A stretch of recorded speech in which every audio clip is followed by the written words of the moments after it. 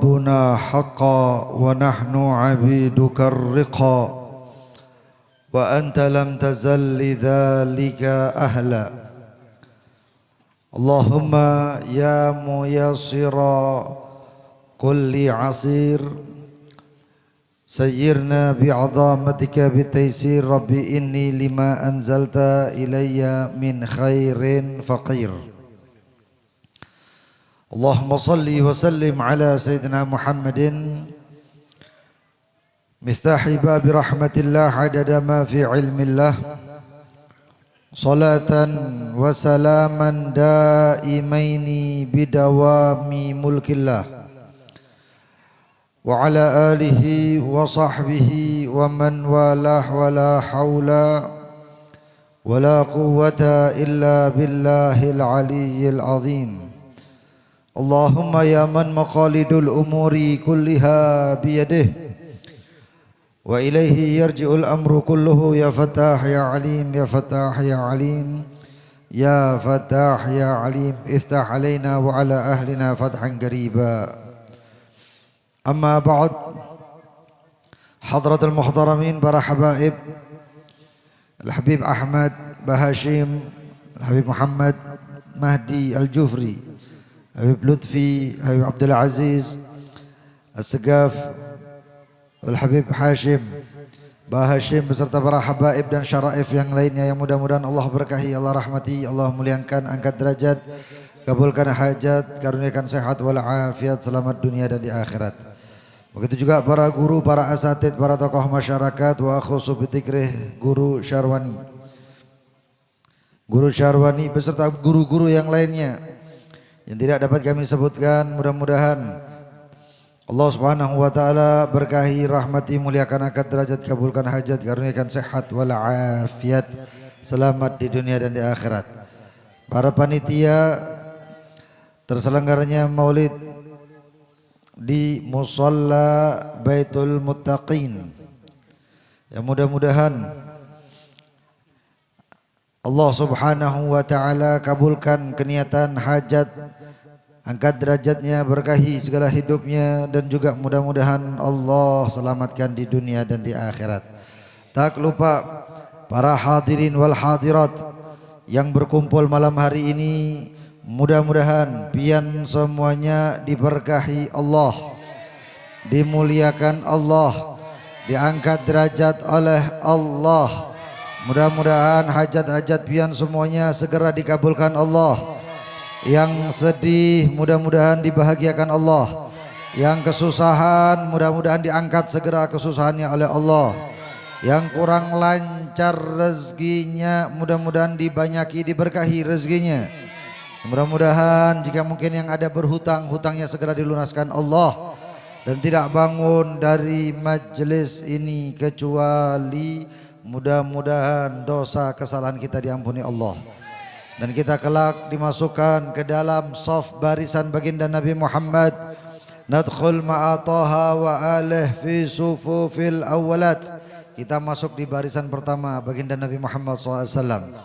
Dan mudah-mudahan kita semuanya kumpul dalam surga bersama baginda Nabi Muhammad. Amin ya rabbal alamin.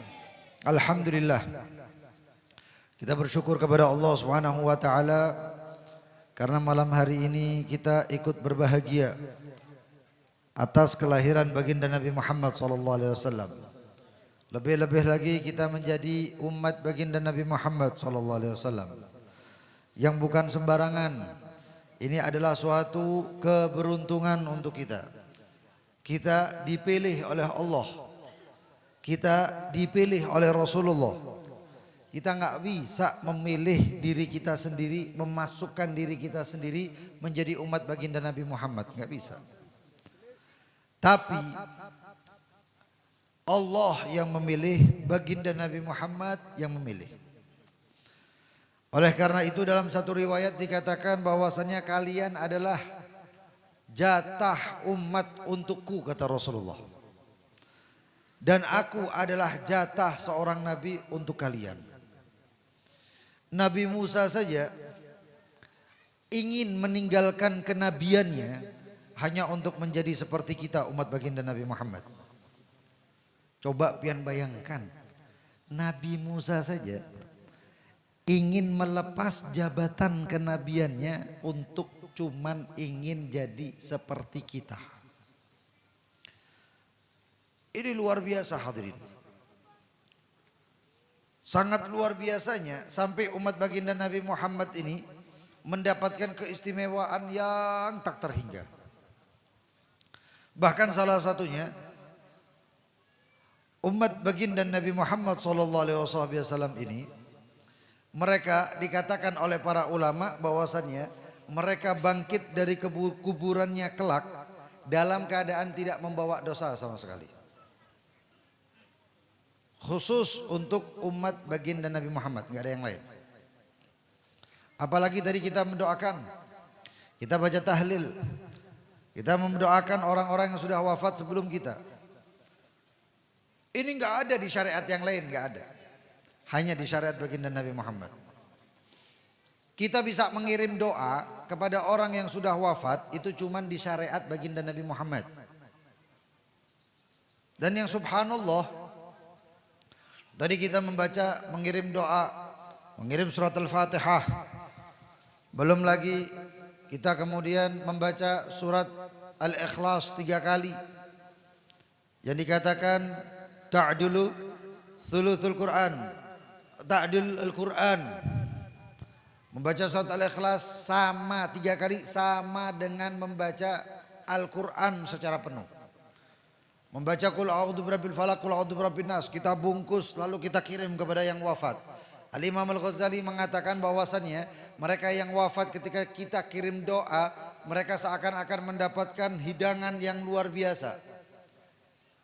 Jika seorang anak mendoakan orang tuanya, maka dia si orang tua yang sudah wafat tersebut dia akan mendapatkan makanan yang khusus untuk dia.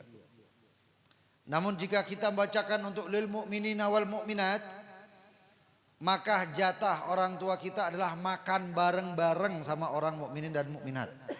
Berabut semuanya. Dan ya subhanallah kita juga membaca la ilaha illallah. Zikir la ilaha illallah. Yang tadi dikatakan jaddidu imanakum aktsiru min qauli la ilaha illallah. Perbaharui, upgrade iman kita banyak daripada ucapan la ilaha illallah. Ada seorang daripada cucu Sayyidina Muhammad sallallahu alaihi wasallam, Rasulullah sallallahu alaihi wasallam, yang bernama Ali Ridha. Sayyidina Ali Ridha bin Musa al-Kadhim bin Muhammad al-Baqir bin Ja'far as-Sadiq bin Ali Zainal Abidin bin Ja'far as-Sadiq bin Muhammad al-Baqir bin Sayyidina Ali Zainal Abidin ibn al-Husain ibn al-Husain ibn Ali bin Abi Talib wa Fatimah al-Batul Zahra binti Rasulullah sallallahu alaihi wasallam. Beliau orang yang luar biasa tampannya, bahkan bercahaya. Wali min auliyaillah, seorang imam, tukang jaga kandang kudanya saja itu waliullah gutub. Yang jaga kandang sidin itu waliullah gutub. Syekh Ma'ruf Al-Qurhi yang jaga. Yang satu lagi Ali Al-Khawas. Sebagai apa? Sebagai penjaga pintu rumah beliau. Wali gutub juga, seorang wali-wali semuanya itu. Murid-murid sidin, murid-murid Al-Imam Ali Ridha. Suatu ketika beliau masuk di kota Naisabur, di daerah Persia. Masuk beliau dengan tunggangan bersama para murid-muridnya. Lalu beliau dicegat, ditahan oleh 1000 ulama di kota Naisabur tersebut. Dan biasanya kudanya beliau itu memakai kemah, ada kemahnya, penutupnya. Lalu seorang ulama maju mengatakan, ya Imam, hadithni bihadith sami'tahu an abaik.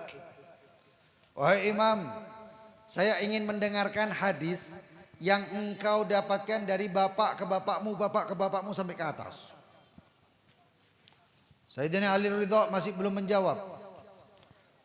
Kumpul semuanya manusia, sekota dari Naisabur semuanya kumpul. Enggak taunya dibuka tirai kema daripada yang ada di atas kuda. Keretanya itu dibuka. Lalu mereka para ulama mengatakan, ya Imam syarrifna biru'yatik, muliakan kami dengan memandang engkau. Begitu dibuka wajah Sayyidina Ali Ridha, 1000 orang lebih ketika itu pingsan. Di antara mereka menangis histeris. Pingsan mereka semuanya. Lalu para ulamanya mengatakan, hadithna ya Imam, hadithna. Lalu beliau mengatakan, haddathani abi Musa al-Kadhim wa haddathahu abuhu an abihi Ja'far as-Sadiq wa an abihi Muhammad al-Baqir wa an abihi Ali Zain al-Abidin wa an abihi al-Husain wa an abihi wa ummihi abihi Ali bin Abi Talib wa ummihi Fatimatul Batuli Zahra wa an Rasulillah sallallahu alaihi wasallam an jaddihi Rasulillah sallallahu alaihi wasallam wa an Jibril alaihi salam wa an Rabbi Azal. Sanad hadisnya itu luar biasa. Dari Ja'far, dari Ali Ridha ke Musa al-Kadhim, ke Sayyidina Ja'far Shadiq, Muhammad al-Baqir, naik ke atas sampai Rasulullah. Sampai Rasulullah naik lagi ke atas an Jibril. Dari Jibril anillahi azza wajal, kepada Allah Subhanahu wa taala. Annahu qala, bahwasanya Rasulullah SAW, Allah Subhanahu wa taala berfirman, la ilaha illallah hisni. Wa man qala la ilaha illallah dakhala hisni. Wa man dakhala hisni amina min adabi. La ilaha illallah itu adalah bentengku, sabda Rasulullah. Dan barang siapa mengucapkan la ilaha illallah berarti dia masuk ke dalam bentengku. Dan barang siapa yang masuk ke bentengku aman dari siksaku. Begitu mendengarkan sanad yang luar biasa seperti itu, yang dikatakan para ulama silsilah zahabiyah, allati idza quri'at 'ala manjan la'afaq. Ini adalah silsilah emas yang jika dibacakan silsilah tersebut kepada orang yang gila, maka orang tersebut akan sadar. Ada satu orang iseng menulis silsilah tersebut, sanad tersebut. Ditulis sanad begini tersebut, diwasiatkan wahai kepada anaknya, nak kalau saya tidur, kalau saya meninggal, tolong ini bungkus masukkan di dalam kuburanku. Begitu dia meninggal, wasiatnya dilakukan, enggak taunya ahli waris bermimpi bahwasannya orang tersebut aman dari siksa kubur karena silsilah yang luar biasa seperti itu. Ditulis juga, bukan cuma silsilahnya, ditulis juga yang namanya hadisnya, nas atau tulisan hadisnya.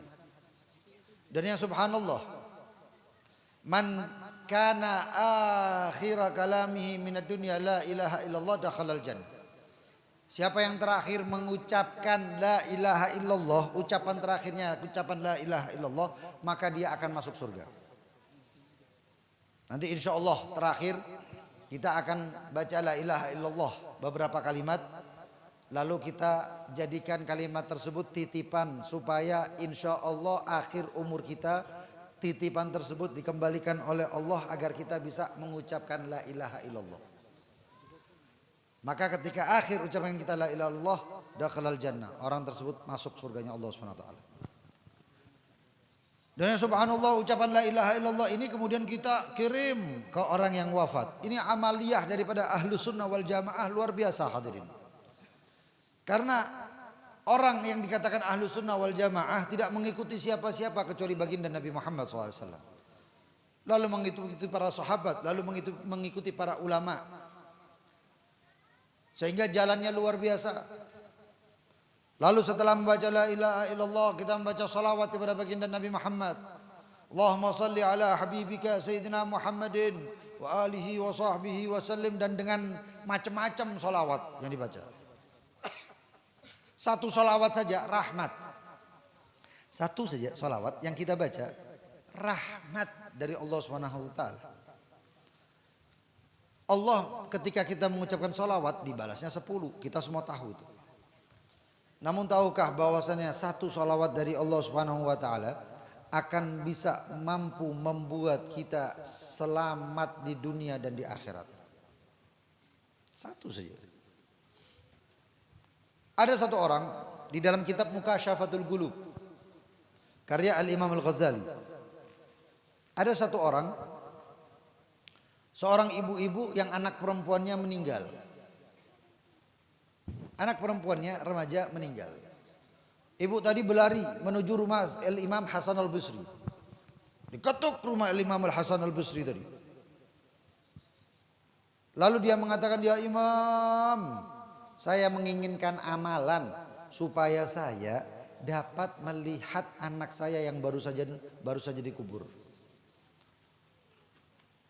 Kata Imam Al-Hasan Al-Basri, "Baiklah, kalau engkau ingin melihat anakmu yang barusan dikubur, maka baca ini. Sekarang balik." Dibaca oleh ibu tadi sehari, 2 hari, hari yang ketiga mimpi anaknya di dalam kuburan sedang disiksa. Naudzubillah min dzalik. Anaknya tadi itu dicambuk. Belum lagi lehernya diikat dengan rantai, kakinya diikat dengan rantai dan ditarik oleh kedua malaikat bagian atas dan bawahnya. Tarik. Ibu tadi ketakutan nangis, malam-malam enggak peduli, kasihan dengan anaknya, lari ke Sayyidina Hasan Al-Basri. Diketuk pintu rumah Hasan Al-Basri. Imam Hasan Al-Basri keluar mengatakan, "Kenapa lagi wahai amatullah? Wahai fulanah, kenapa lagi?" Perempuan tadi mengatakan, "Ya Imam, laqad amiltu wa ra'aitu ibnati." Saya sudah mengamalkan dan sudah baca, lalu saya lihat keadaan anakku di dalam mimpi. Kata Imam Hasan, "Wa kaif? Bagaimana anaknya?" "Ya Imam, saya melihat anakku perempuan tadi dalam keadaan disiksa." Lalu dijelaskan, diperinci oleh ibu tadi. Dalam keadaan disiksa, ditarik badannya, begini begitu. Al-Imam Hasan Al-Basri orangnya, hatinya luar biasa. Imam Hasan Al-Basri mengatakan, begitu mendengarkan apa yang disampaikan oleh ibu orang tadi, Imam Hasan Al-Basri menangis hingga pingsan. Ibu tadi melihat Imam Hasan Al-Basri pingsan, ditinggal. Sadar dari pingsannya, Imam Hasan Al-Basri menangis sekencang-kencangnya. Sampai Imam Al-Hasan Al-Basri tertidur. Dan yang ajaib, ketika Imam Hasan Al-Basri tertidur, dalam tidurnya bermimpi seorang perempuan yang sangat cantik sekali. Cantiknya luar biasa. Duduk di atas kursi yang indah. Dalam keadaan di hadapannya penuh dengan buah-buahan, kenikmatan. Imam Hasan Al-Basri mengatakan, "Man anti?" Pian ini siapa? Ahur al-ain anti? Apakah engkau adalah seorang bidadari? Perempuan tadi mengatakan, "Ya Imam Hasan Al-Basri, saya adalah putri perempuan yang telah engkau berikan amalan kemarin." Kaget Imam Hasan Al-Basri mengatakan, "Lah, lalu bagaimana keadaanmu sekarang begitu nikmat, engkau begitu cantik, luar biasa seperti ini, sedangkan ibumu mengatakan bahwasannya dia melihatmu dalam keadaan disiksa?" Perempuan tadi lalu mengatakan, "Na'am. Iya, yang dikatakan ibuku benar. Akan tetapi marra bina rajulun, lewat di hadapan pemakaman kami, kuburan kami, rajulun, seorang lelaki. Yang lelaki tersebut wa huwa yusalli 'alan nabi sallallahu alaihi wasallam." Laki tersebut begitu lewat solawat kepada baginda Nabi Muhammad sallallahu alaihi wasallam. Farufi'a 'annal 'adzab, maka berkat solawat Nabi Muhammad tadi, maka azab dan siksaan diangkat dari kami semuanya. Bukan cuma perempuan tadi, satu perkuburan yang dikatakan jumlah yang dikubur di situ kurang lebih 500 orang. 500 makam di situ semua. Diangkat azab siksaan oleh Allah Subhanahu wa taala. Berkat apa? Berkat seorang yang sekali saja dia sholawat kepada baginda Nabi Muhammad. Makanya kalau pian lewat kuburan maka jangan sampai pian lupa sholawat. Lalu setelah pian sholawat, pian hadiahkan sholawat ini untuk ahlul kubur yang ada di depan pian atau yang pian lewat di depannya. Sholawat. Maka dengan sholawat tersebut insya Allah diharapkan ahlul kubur diangkat. Satu sholawat saja itu hadirin. Kenapa? Karena satu sholawat ini adalah rahmat yang diturunkan 10 rahmat oleh Allah Subhanahu wa taala. Jika sudah diturunkan 10 rahmat, mana lagi yang bisa membuat kita susah dalam kehidupan ini? Gak ada. Satu rahmat dari Allah luar biasa, apalagi 10. Dan ya subhanallah, berapa sholawat kita bacakan, kita hadiahkan kepada almarhum atau almarhum ataupun almarhumah. Luar biasa. Sholawat luar biasa. Kenapa jadi luar biasa? Amalan yang tidak akan pernah ditolak oleh Allah SWT. Penyair mengatakan adimis salata ala nabi Muhammadi faqabuluha hadmun bi ghairi taraddudi. A'maluna bainal qabuli wa raddiha illa salata ala nabi Muhammad. Maka selalulah sholawat kepada baginda Nabi Muhammad, karena diterimanya sholawat itu pasti tanpa ada rasa ragu. Amal kita itu antara diterima atau ditolak oleh Allah Subhanahu wa taala. Kecuali satu amalan, apa itu? Salat ala nabi Muhammad. Sholawat kepada baginda Nabi Muhammad. Jadi kalau bisa jangan sampai lewat 24 jam kita. Ini 24 jam ini apa yang sebenarnya kita lakukan sehari-hari. Ini kalau kita hendak bertakun lawan pian lah semuanya lah. Kurang lebih nih nah, kurang lebih pian jawab. Dalam 24 jam ini pian, nah kalau kita hitung-hitungan cara Imam Ghazali. Cara Imam Al-Ghazali. Pian kalau guring berapa jam? Saya pernah guring kah? Guring berapa jam? 8, 6 jam. Nah, ini 6, ini 8. Ayo kelahi aja sudah. 8 jam. 8 jam. Itu sudah paling banyak. Berarti 24 jam dikurangi 8 jam, sisa berapa jam? 16 jam. Oke, 16 jam. Bangun pian pagi-pagi lah. Oke. Lalu ketika bangun pagi pian hendak berangkat ke pasar, atau itu yang pedagang, atau ke kantor. Mandi sehari berapa kali mandi? 3 kali, 2 kali, 4 kali. Apa mandi 4 kali? Iya kah? Pengantin baru yang jawab aja belum balik. Ayo, sekali mandi berapa menit? 2 menit kayak ada besabun ngaran itu. Berapa menit? 10 menit. 10 menit ya. Ayo, itu mandi aja lah.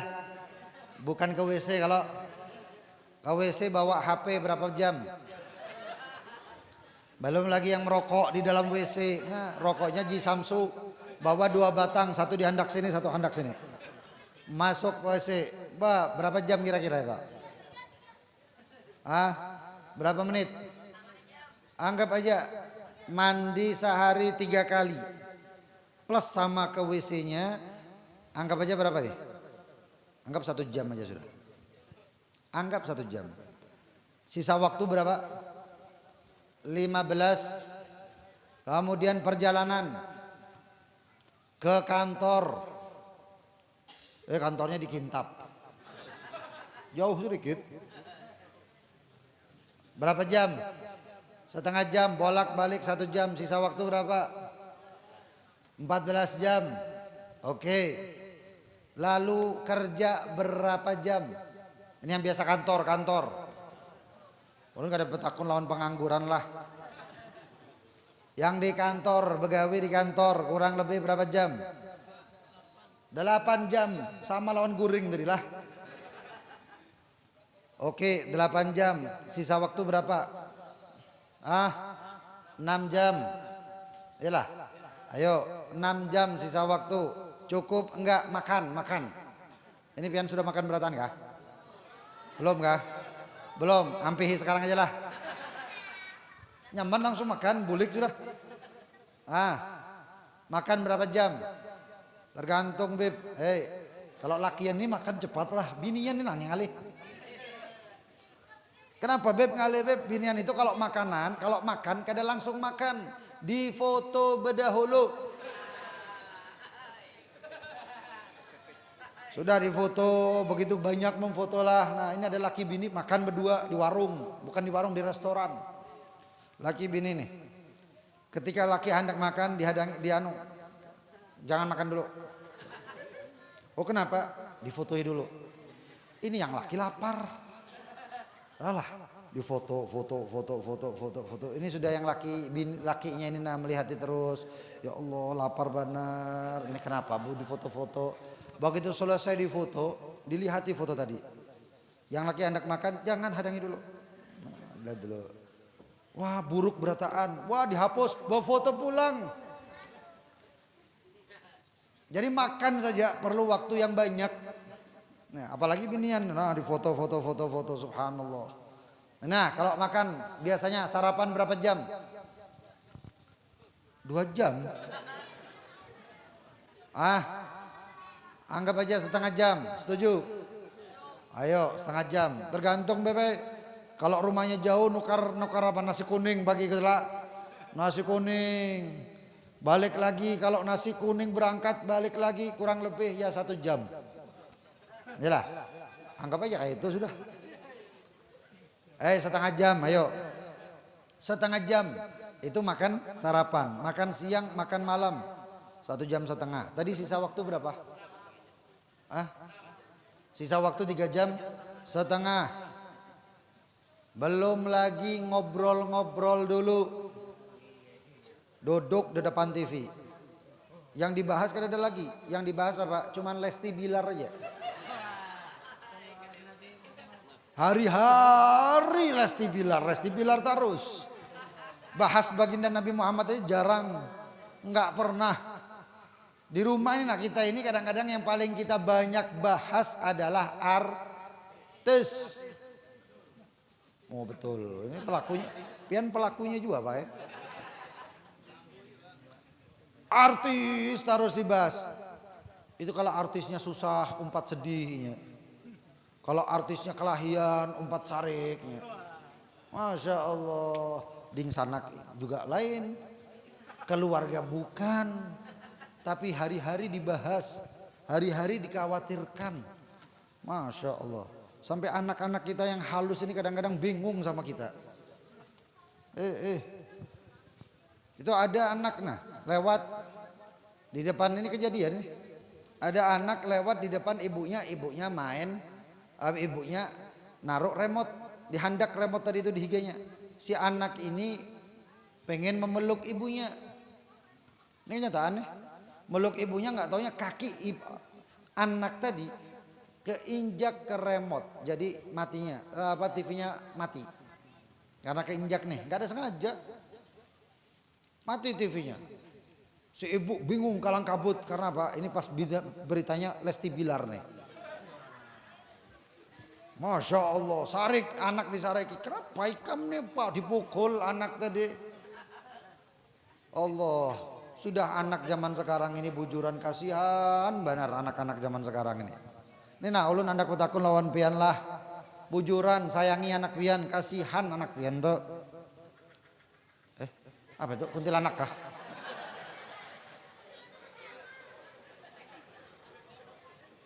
Ngerinya ketawa kayak itu. Sampai mana tadi? Ini ulun membahas sayangi anak, yang ini anak ketawa kayak Pak, bingung. Hajar. Ini anak kasihan Masya Allah. Kalau mengingat zaman dulu kita ini. zaman dulu, zaman dulu nih kita ini bujur-bujur disayang orang tua kita. Merasakan kasih sayang orang tua kita. Zaman sekarang anak datang, bu, nggak taunya si ibu main HP. Datang ke bapaknya, pak, begitu juga bapaknya main Akhirnya si anak bagaimana? Kayak kada diherani anaknya. Akhirnya apa? Minta HP juga. Ini subhanallah, kalau zaman pian yang sebelum mengalami waktu masa sebelum ada HP. Nih kita ini waktu kita nangis sedih karena sakit atau karena apapun, si anak kesakitan atau gugur kita, luka, jalan kepada orang tua kita, mah misalnya. Kira-kira apa yang dilakukan orang tua?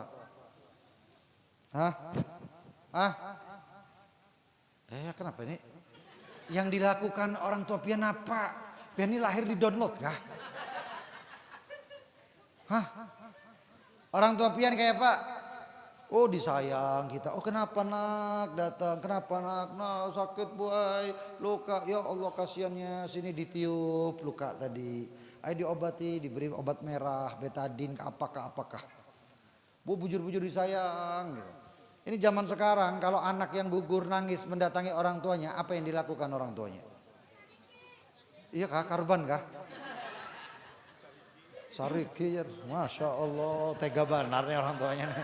Adakah Bapak Ikam ada kah sini? Ada kah? Ibu di mana? Ada kah? Oh iya kah, di mana? Mau ditunjuk. Masya Allah. Tuh. Anak disayang, merasakan kita kasih sayang orang tua. Kalau zaman sekarang anak gugur sakit nangis di hadapan orang tuanya, kenapa nangis? Hampir nangis lah, dijulungi apa? HP. Zaman dulu lah mungkin pian masih mengingat. Zaman dulu kalau anak kada mau makan, nggak mau makan, ibu bapaknya maaf kayak orang gila. Kayak orang gila. Apa yang dilakukan? Ini ngambil sendok makanan. Nah kena pesawat nakai, main pesawat-pesawatan. Padahal tahu ini sendok, ini tahu. Nah main. Nah masuk, pesawatnya masuk di gua. Si anak makan. Alhamdulillah. Lagi. Nah pesawatnya berputar-putar sampai sepiring habis. Itu bahari. Zaman sekarang apa biasanya? Makan. Ada boy, kada mau ini makan, kada. Ya udah kada makan, kada unjuk HP. Selesai. Bingung anak, kenapa ini HP, diancam HP. Itu mendidik anak ketergantungan dengan HP. Ulun pernah diundang kalau nggak salah di satu tempat di hulu sungai lah. Ulun masuk di satu tempat setelah acara makan, nggak taunya ada satu ibu membawa anaknya, ibu bapak membawa anaknya. Anaknya halus, usianya masih kurang lebih ya 5 tahunan lah. Lalu dia mengatakan, "Beb, tolong beb, doa beb, banyak gasan anak ini penyarikan terus, menangisan terus, begini begitu macam-macam." Ulun doakan. Ya bismillah, ikhtiar kita. Itu ulun doakan bismillah, selesai. Enggak taunya bapak ibunya itu memegangi si anak tadi HP. Begitu HP ditarik, diambil, nangisnya luar biasa. Enggak ada yang sanggup dua orang tua ini. Jadi kayak itu, dididiknya kayak itu, HP. Enggak pernah dididik dengan didikan Rasulullah SAW. Didikan Rasulullah bagaimana? Raufur Rahim, penuh kasih sayang, penuh kelembutan, senyum lawan anak, Masya Allah. Rasulullah bermuamalah dengan anak kecil itu dengan muamalah dan adab akhlak yang luar biasa. Padahal cuman anak kecil. Begitu hebatnya akhlak, budi pekerti, adab, rahmatnya Rasulullah SAW. Kadang-kadang anak gak merasakan kenikmatan kasih sayang. Sehingga jangan sampai akhirnya suatu saat ketika si orang tua meninggal karena anak haur dengan yang namanya HP, maka anak tidak peduli ayahnya, ibunya meninggal. Yang dia takutkan cuman HP-nya low bed. Bingung, ini kejadian boy. Pak, kejadian nyata. Di kota-kota besar di Indonesia nyata kejadian ini. Ada bapaknya meninggal, nggak taunya apa, dia bersama kawan-kawannya berselfie depan jenazah bapaknya. Wah, berselfie dilihat, Pak senyum pang, padahal jenazah. Jenazah disuruh senyum kabur pian. Sampai kayak itu. Jadi jangan heran ketika pembaca qiraah Yasin tahlil yang dibaca bukan Yasin tahlil tapi MP3. MP3 nyalakan Yasin tahlil selesai si anak haur. Tahlil kayak ini jadinya. Nah zaman Masya Allah, zaman sekarang ini luar biasa. Yang bisa menyelamatkan kita ini cuman baginda Nabi Muhammad. Hanya itu saja. Makanya itu kita baca kirim doa seperti ini ajaran baginda Nabi Muhammad. Siapa tahu orang tua kita atau keluarga kita yang almarhum atau almarhumah membutuhkan. Belum lagi kita membaca subhanallah wa bihamdihi subhanallahil azim. Dalam rangkaian tahlil baca subhanallah wa bihamdihi subhanallahil azim subhanallah wa bihamdihi subhanallahil azim. Allah mengucapkan Rasulullah SAW dalam hadis Sahih Bukhari mengatakan bersabda kalimatan khafifatani 'alal lisan thaqilatani fil mizan habibatani ilar rahman. Ada dua kalimat yang dia itu ringan di lisan, berat di timbangan amal, paling dicintai oleh Allah Subhanahu wa taala. Apa? Subhanallah wa bihamdihi subhanallahil azim. Kalimat yang luar biasa seperti ini. Bahkan amalan-amalan tasbih seperti ini bukan sembarangan. Pian, jika pian ingin kesusahan pian segera hilang, banyaki bertasbih. Nabi Allah Yunus sumpeknya luar biasa. Nabi Allah Yunus itu hampir stres setelah lari dari kaumnya, naik ke atas perahu. Di atas perahu dia sumpek, lari dari kaumnya sumpek. Enggak taunya datang badai, sumpek lagi, stres lagi tambahi. Cukup nggak cukup, barang-barangnya dilemparkan ke laut karena takut kalau perahu itu terlalu berat tenggelam nanti. Barang-barangnya dilempar ke laut. Dilihat ternyata masih kurang. Nabi Allah Yunus diikutkan undian satu perahu nih. Mereka yang mendapatkan undiannya, mereka yang ditunjuk, maka berarti dialah yang harus dilempar ke laut.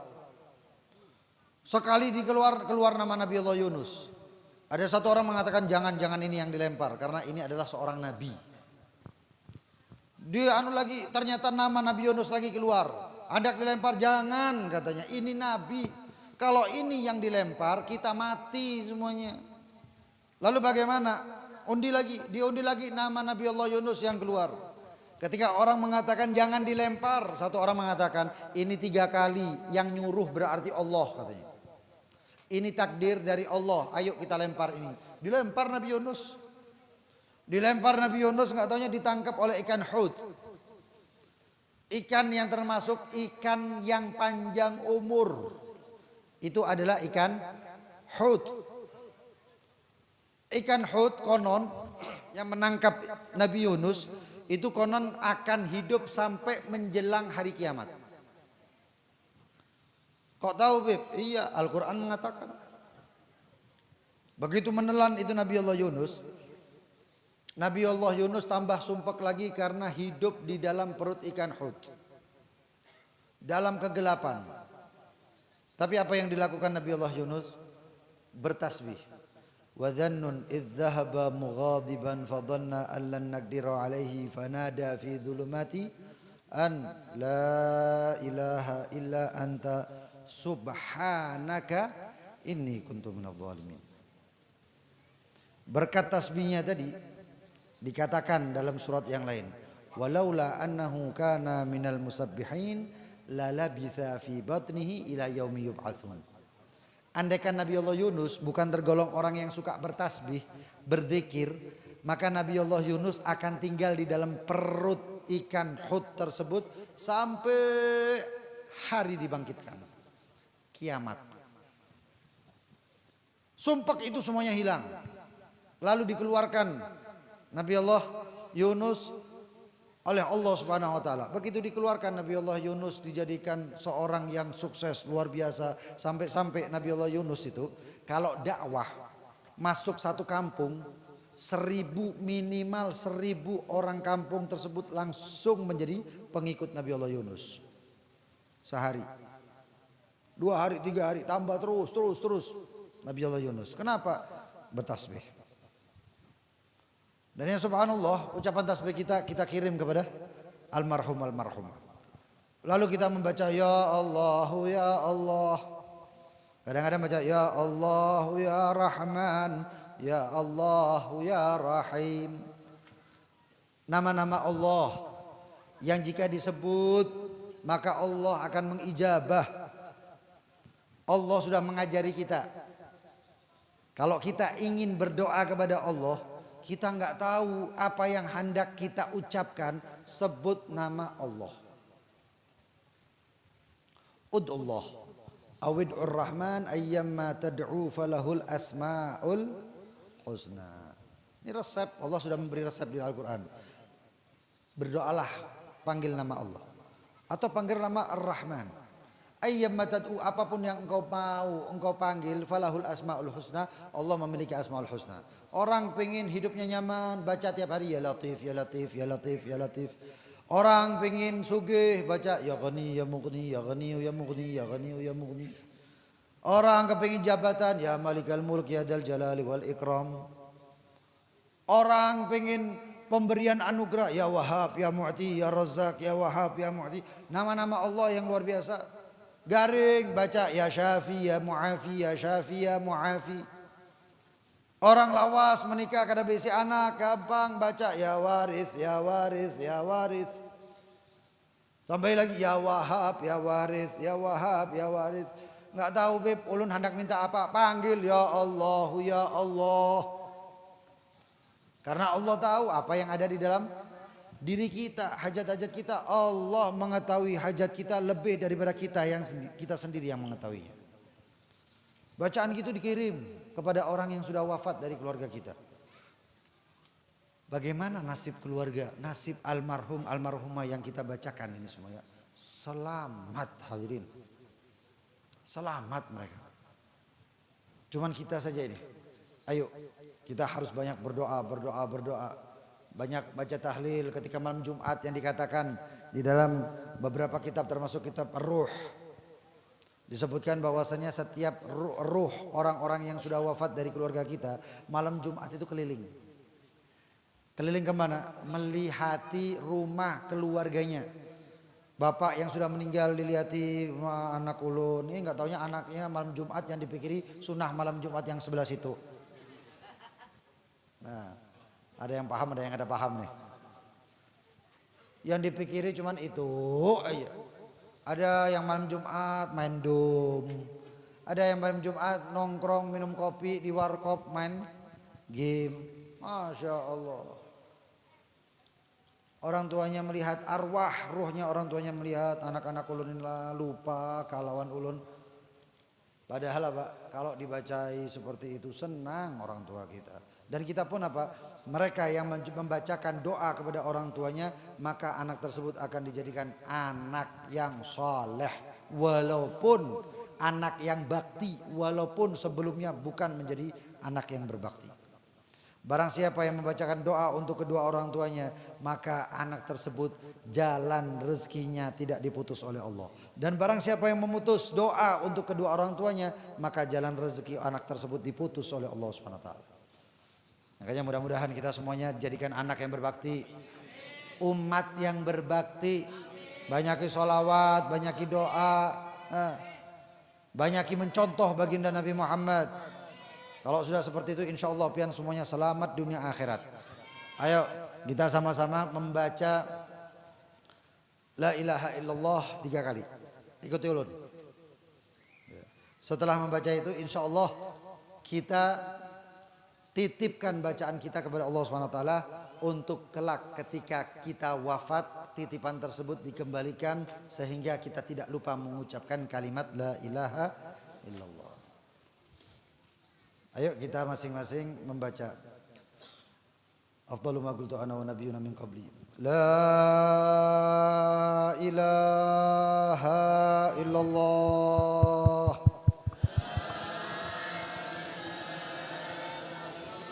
La ilaha illallah.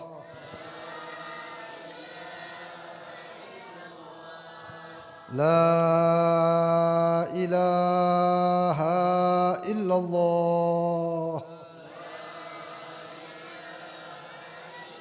Sayyiduna Muhammadun Rasulullah. Kalimatu haqqu 'alaiha nahya wa 'alaiha namut wa 'alaiha nub'atsu insyaallah minal aminin. Allahumma inna nastaudi'uka ma qara'nahu min dzikri la ilaha illallah sayyidina Muhammadur Rasulullah sallallahu alaihi wasallam wa nas'aluka ya Rabbi ya Allah an taruddaha inda wafatina wa inda sakarat mautina ya rabbal alamin bijahi habibikal mustafa sayyidina Muhammad. Ya Rabbi ya Allah, kami titipkan ucapan la ilaha illallah sayyidina Muhammadur Rasulullah sallallahu alaihi wasallam kepada Engkau, zat yang tidak akan pernah menyia-nyiakan titipan. Maka kami berharap ya Rabbi Allah agar Engkau kembalikan titipan tersebut ketika kami menghadapi sakaratul maut, sehingga kami mampu dengan mudah mengucapkan la ilaha illallah sayyidina Muhammadur Rasulullah SAW, dan kami tergolong orang yang dikatakan siapa akhir ucapannya la ilaha illallah maka akan masuk surga. Dan masukkan kami, orang tua kami, anak istri, keluarga kami semuanya masukkan ke dalam surga bi ghairi hisab, tanpa ada hisab semuanya. Amin ya rabbal alamin. Allahumma ja'al jam'ana hadha jam'an marhumah, tafarruqana min ba'dihi tafarruqan ma'sumah, wa la taj'alna wala fina wala minna wala ma'ana syaqiyan wala matruda wala ma'thuma wala ma'zura bi rahmatika ya arhamar rahimin. Sallallahu ala sayyidina Muhammadin wa ala alihi wa sahbihi wasallam walhamdulillahi rabbil alamin. Apabila ada salah kata saya mohon maaf. Assalamualaikum warahmatullahi wabarakatuh.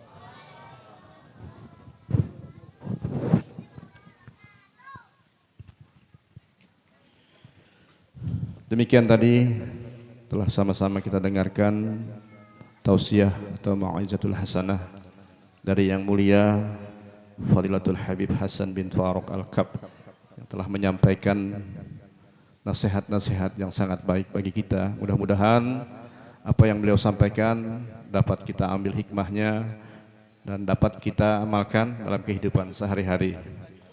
Dan acara selanjutnya yaitu pembacaan doa. Untuk membacakan doa ini kami mintakan dengan hormat kepada yang mulia Al-Habib Mahdi bin Hashim Al-Jubri. Kepada beliau kami persilakan.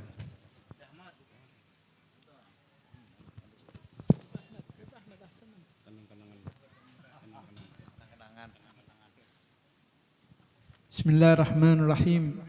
Allahumma salli ala sayyidina Muhammad wa alihi.